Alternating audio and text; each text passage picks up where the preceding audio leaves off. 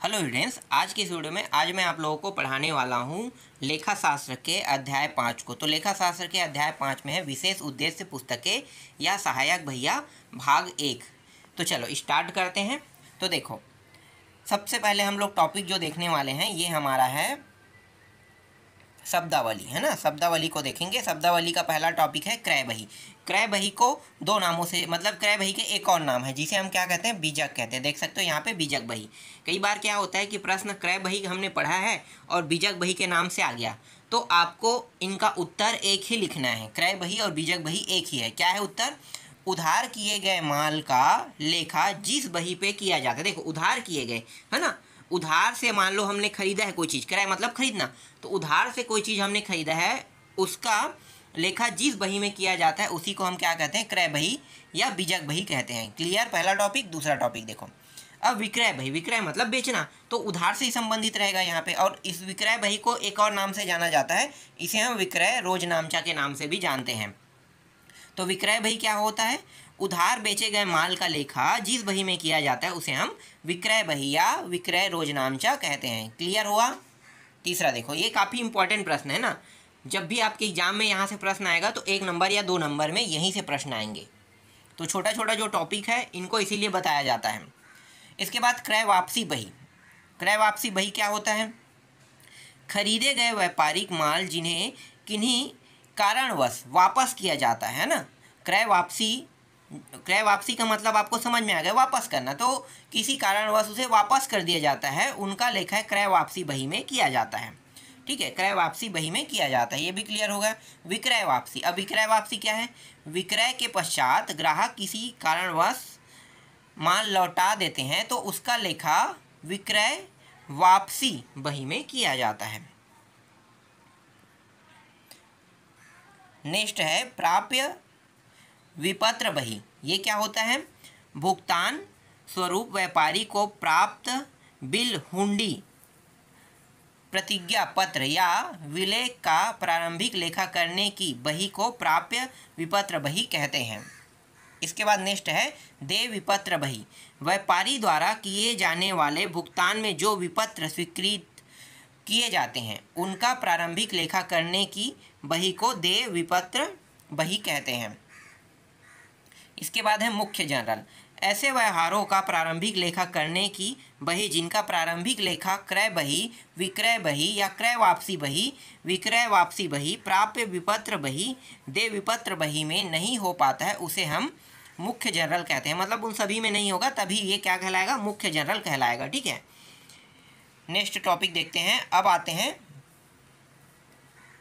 5.1 के परिचय टॉपिक में आते हैं। तो परिचय वाले टॉपिक को देख लेते हैं। देखो, जिन व्यवसायों में लेन देनों की संख्या कम होती है वहाँ केवल जनरल से काम चल जाता है। ठीक है, जनरल का मतलब आपको समझ में आ गया ना। जनरल अध्याय 4 में हमने पढ़ा है। जनरल या फिर इसको और क्या किस नाम से जानते हैं? रोजनामचा। दोनों नाम एक ही है। या नकल बही। ठीक है, नकल बही से भी प्रश्न पूछ सकता है। नकल बही क्या है, रोजनामचा क्या है, जनरल क्या है, तो तीनों का उत्तर एक ही है। जिन व्यवसायों में लेन देनों की संख्या कम होती है वहाँ जनरल का काम चलता है, मतलब उसे हम जनरल कह सकते हैं। ठीक है, आगे देखो। लेकिन जहाँ लेन देनों की संख्या अधिक होती है या व्यवसाय का आकार बड़ा होता है वहाँ एक जनरल में सभी लेन देनों का लेखा करना असुविधाजनक मालूम पड़ता है। अतः बड़े व्यावसायिक गृहों में रोजनामचे का उपविभाजन किया जाता है और विशेष उद्देश्य वाली सहायक पुस्तकें रखी जाती है जिन्हें सहायक पुस्तकें कहते हैं। और इसमें कुछ टॉपिक भी दिया हुआ है। देखो, 2 खंड कर दिया है लेखा शास्त्र की बहियों को। पहला क्या है? रोजनामचा, है ना, जिसे सहायक बहिया, और दूसरा क्या है? खाता बही के नाम से 2 अलग अलग टॉपिकों में बांट दिया गया। तो चलो स्टार्ट से देखते हैं। पहले रोजनामचा का पूरा टॉपिक देखते हैं। देखो, रोकड़ बही होता है, फिर रोजनामचा के अंदर क्रय बही होता है, विक्रय बही होता है, क्रय वापसी होता है, विक्रय वापसी होता है, प्राप्य बिल होता है, और एक है देय बिल होता है, मुख्य जनरल। जो अभी हमने टॉपिक पढ़ा है ना, इन सभी के परिभाषाओं को पढ़ाया है। ठीक है, तो ये सारे के सारे रोजनामचा या सहायक बहियों के अंतर्गत आता है। लेकिन खाता बही के अंदर क्या होता है, खाता से संबंधित जितने भी, जैसे खाता आपका व्यक्तिगत रहेगा, आप खाता में लेन देन कर सकते हैं, लेन देन बही, देनदार बही भी बनेगा, है ना, सामान्य बही बनेगा और अव्यक्तिगत बही बनेगा, इसे खाता बही कहते हैं। इसके बाद 5.2 पे आते हैं। देखो 5.2 आ गया, सहायक बहियों के लाभ तथा रोज नामचे के उपविभाजन का लाभ कह रहा है। तो चलो स्टार्ट करें। तो देखो पहला पॉइंट जो है क्या है, समय एवं श्रम की बचत। कैसे समय और श्रम की बचत होगा, तो पढ़ते हैं और जानते हैं। तो प्रत्येक व्यवहारों के लिए पृथक पृथक बहिया रखने से खतौनी कार्य सरल हो जाता है। खतौनी कार्य का मतलब क्या है, अगर आप बार बार अलग अलग जैसे बहिया रखते हो, है ना, तो अलग अलग आप क्या करोगे, टोटलिंग करोगे, है ना। तो टोटलिंग से संबंधित है, मतलब खतौनी का मतलब ये समझ सकते हो कि अगर आप बार बार उसे कैलकुलेशन करते हैं, जोड़ते हो, घटाते हो ना, तो ये क्या होता है, अलग अलग में दिक्कत आएगा। लेकिन अगर आप एक ही बही रखते हो उसमें आसानी से ये हो जाता है। वैसायिक सौदे से संबंधित व्यवहारों का पृथक पृथक लेखांकन करने से इनके योगों का ही पाक्षिक अथवा मासिक खतौनी कर दिया जाता है, जिससे समय एवं श्रम दोनों की बचत होती है। सेकेंड है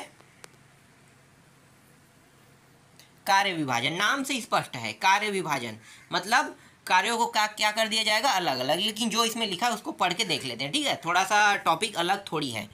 तो कार्य विभाजन का मतलब तो नाम से स्पष्ट हो रहा है कि कार्यों का क्या करना है, विभाजन करें। चलो देखें, वैसायिक सौदे की प्रकृति एवं विशिष्टता के आधार पर 8 सहायक बहिया होने से लेखांकन कार्य को योग्यता के अनुसार निश्चित व्यक्ति को सौंप दिया जाता है, जिससे कार्यों का निश्चित विभाजन हो जाता है तथा कार्य शीघ्र पूरा होता है। तीसरा है विवरण प्राप्ति में सुगमता। विवरण प्राप्ति में सुगमता, तो देखो चूंकि प्रत्येक विशिष्ट व्यवसायिक व्यवहारों का पृथक पृथक विवरण रखा जाता है, विवरण मतलब अलग अलग विवरण रखा गया है, इसलिए किसी भी विशिष्ट व्यवसायिक व्यवहार के संबंध में विवरण आसानी से प्राप्त किया जा सकता है।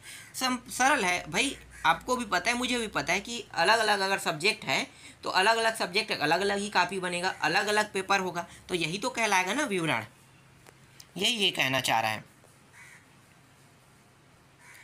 अशुद्धियों की संभावना में कमी। प्रत्येक सहायक पुस्तकों से संबंधित कार्यभार निश्चित कर्मचारी पर रहता है, अतः सहायक पुस्तकों की अशुद्धियों के लिए उसे ही पूर्ण रूप से उत्तरदायी ठहराया जाता है, किंतु उक्त तथ्य कर्मचारी को आवश्यक सावधानी के साथ कार्य करने के लिए प्रेरित करता है, जिससे अशुद्धियों की संभावना कम हो जाती है।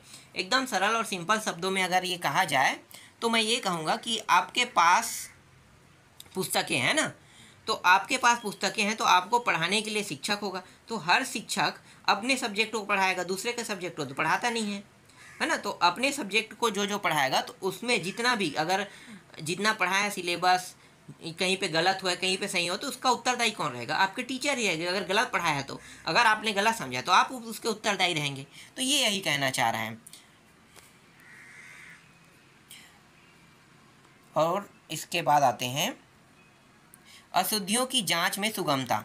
जब किसी कारणवश त्रुटि या गलतियां हो जाए तो जांच करने के लिए सभी सहायक बहियों की अपेक्षा सिर्फ संबंधित सहायक बही की जांच कर त्रुटि का आसानी से पता लगाया जा सकता है। भाई अलग अलग अगर खंड है तो आप आसानी से त्रुटि का पता लगा सकते हैं।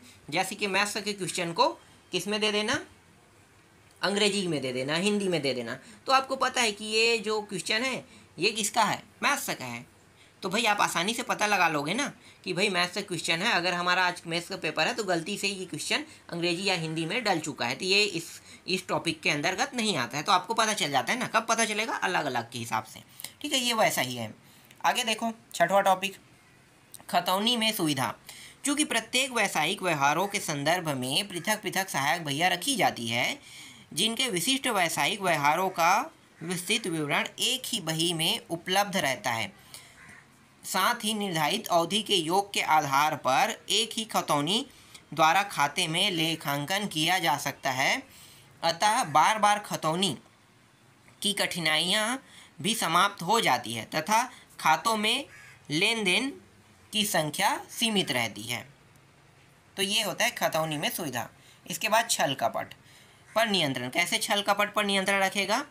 चूंकि विशिष्ट व्यवहारों का पृथक पृथक लेखा किया जाता है, जिससे इनसे संबंधित जांच सुविधाजनक ढंग से की जा सके, जिससे कपटों, धोखाधड़ियों एवं त्रुटियों को आसानी से खोजा जा सकता है, जिससे हिसाबों की पर्याप्त सुविधा व छल कपट पर नियंत्रण होता है।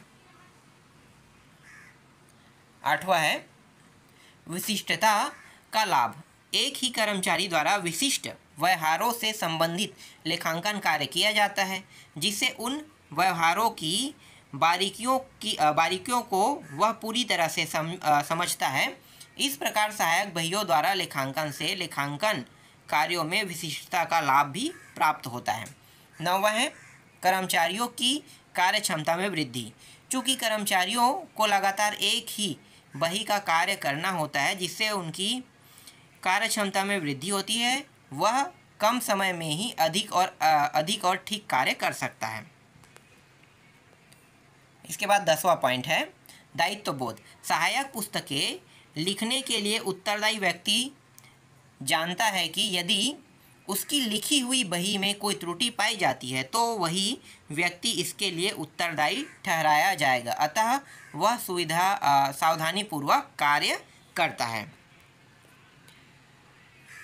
इसके बाद डायरेक्ट यहाँ पे आ जाते हैं, ठीक है, इम्पॉर्टेंट टॉपिक पे।